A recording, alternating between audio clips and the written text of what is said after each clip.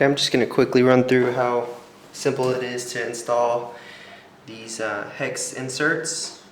I have a 8mm drill bit, and then a 10mm drill bit, and then the various heads that you'll need for the hex drive itself, and then whatever actual screw you end up using. And then I just got a quick change drill bit. Double layer piece of plywood here. This represents the baffle that I'll be screwing through. And we'll start with the 8mm drill bit. What you're going to do with this, you're going to go all the way through it. Again, representative of the double baffle in your box. You're going to go all the way through it to where it's sticking out both sides.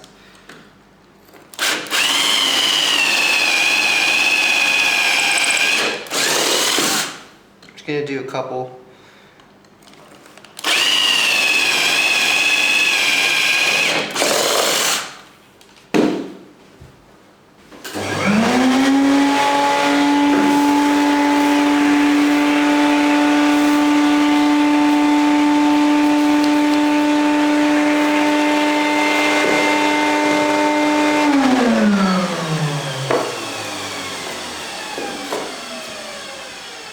So that's pretty much what it looks like after it's cleaned up a bit.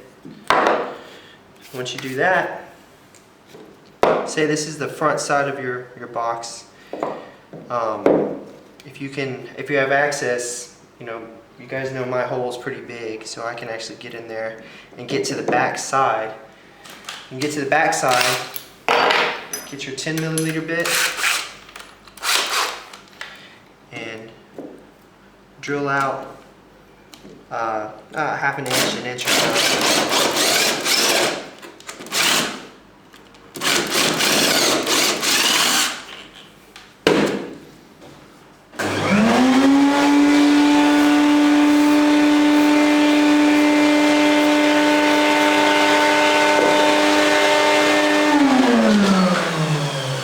So again, this is representative of the back side. So from the front, you got your 8mm. Your screw will fit in good. That's what it looks like with your screw in. And then your actual hex drive unit will go in the back. And the reason why, this is why we need 10mm. I've tried to use the 8mm to drill it in here, and that looks like it'll fit, but it's actually way too tight. And my drill doesn't have enough torque to actually put it all the way in. So with a 10mm drill bit, or with the 10mm hole, you'll be able to drive it in, but you don't want to do that quite yet. So say you've done all the holes on all 8 of your driver screw inserts. You put your screw in. That's what you'll see through the double baffle. This screw is 1.5 inch long. Put your screw in, and then if you're able to have access, you get behind it and you can actually screw it into where the hex drive is connected to the bolt itself. Okay, so do that for this one as well. Do it for all of them. You want to make sure you do this first, because whenever you drive this in, if it's already attached, it's going to make sure that it comes in straight, right? So for instance, I'm going to trade this out now for my quick change. And then I forget what size this is, but this is the size that fits the actual hex drive unit. And then what you'll do is just drive this in.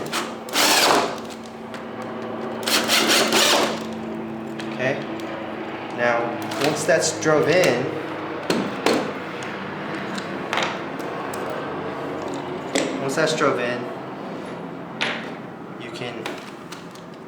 it actually gives the screw something to hold to. So you can drive the screw in.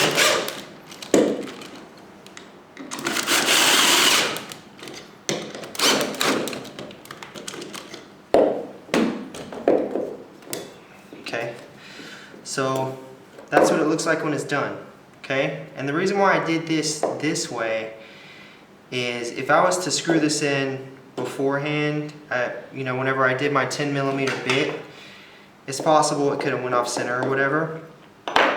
But by just threading it first and making sure that it stays within the hole and there's no, it's not cross-threaded or anything, by doing that it'll give it something to grab to, and it'll actually guide it. So after you do that, screw that in, tighten these down, and once those are tightened down, you're good to go.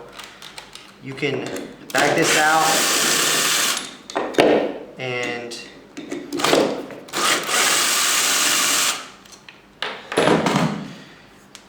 it's gonna stay. It's gonna be stout. It's really good. I like what it's done so far. And so you can put it back in, no problem.